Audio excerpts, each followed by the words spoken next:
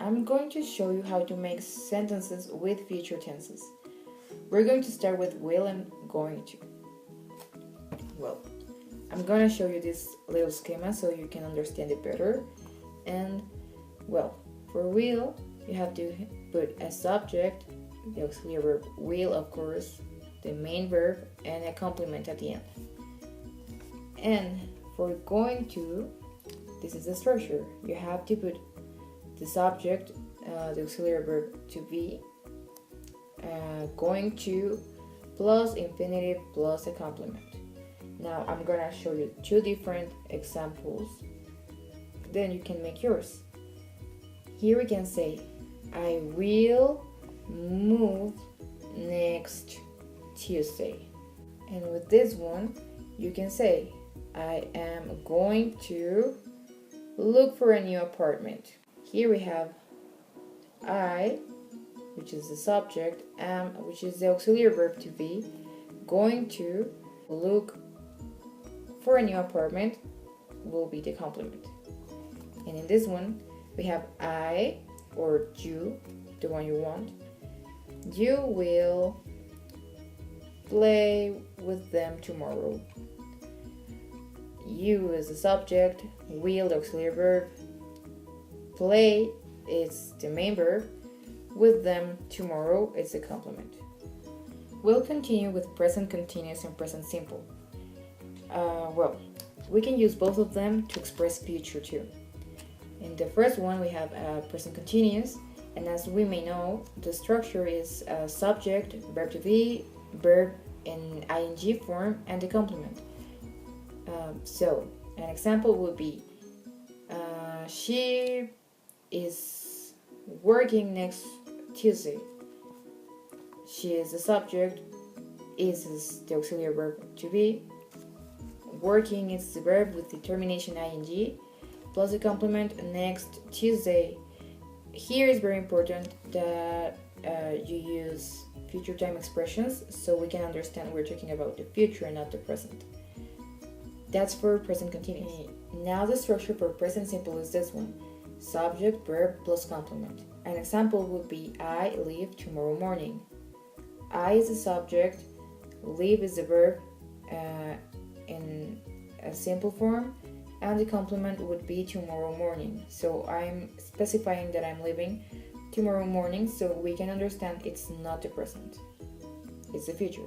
We'll continue with be plus infinitive, and even this one is not very common. I'm going to show you the schema so you can understand it better. The structure is basically this one, is subject plus auxiliary verb to be plus the verb in infinitive form, complement. An example would be, she is not to use that dress in tomorrow's presentation. She is the subject, is not is the auxiliary verb to be in its negative way. It's not to use, it's the verb in infinitive form, and that dress on tomorrow's presentation is the complement. Previously we'll have future continuous, and the structure is this one. Subject plus auxiliary verb will plus auxiliary verb to be plus the verb with ing. An example would be, the government will be giving a statement later. For example, the government is the subject, will is the auxiliary verb to be, will be, giving is the verb with ing, and the complement will be a statement later.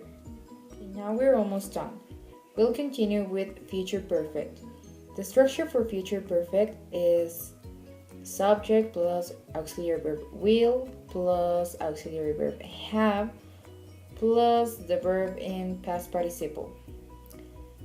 An example would be, I will have completed my final exam by this time tomorrow. You can also say the time statement before the whole sentence. By this time tomorrow, I will have finished my exam. And finally, but not least, it's future in the past. And in this one, we have two different structures, as you may see. The first one is with was, were, and going to. So we have a subject, was, were, going to, plus a verb.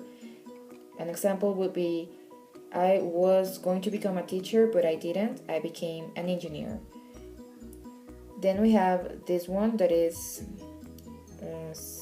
with would, subject plus would plus a verb.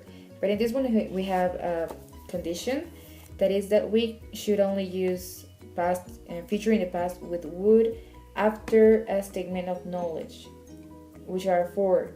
We have think, believe, know, and be sure. An example would be, I thought it would rain tomorrow, but it didn't. I is the subject, and the statement of knowledge is between the subject and would, which is thought.